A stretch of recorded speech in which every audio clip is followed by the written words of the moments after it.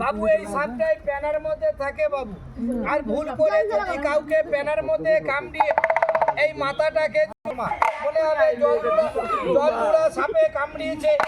গায়ের রংটা দেখেন বাবু, একসেপ জলডুড়া সাপের মতন দেখতে, কিন্তু এটা জলডুড়া নয়, এইগুলো প্যানার ভেতরে থাকে বাবা।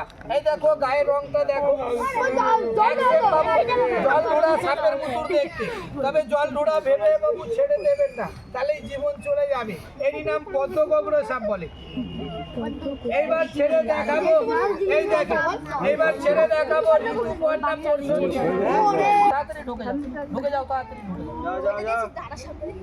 আরে ঢোক রে, ঠান্ডা লেগে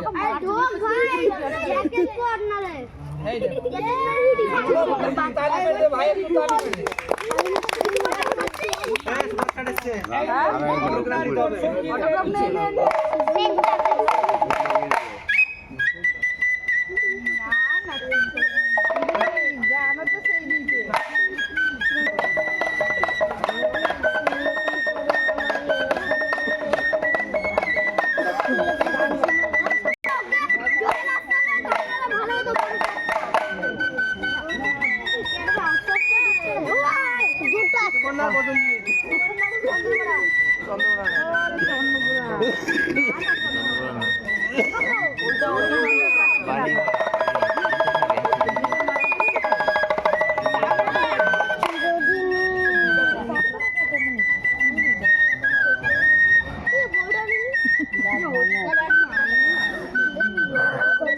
রাগই দেখাবে খালি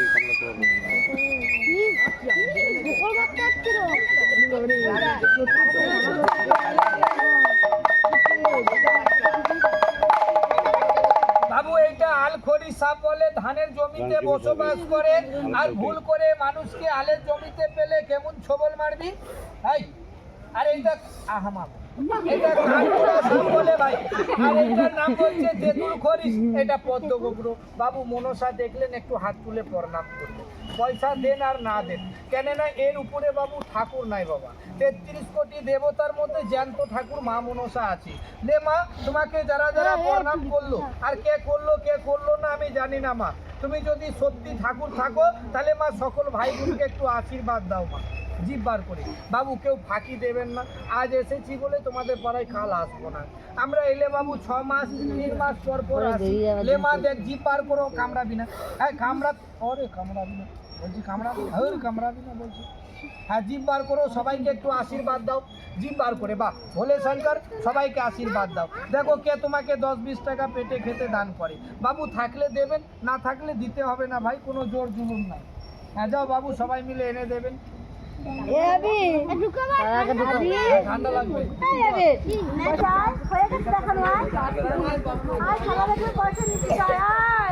বাবুরা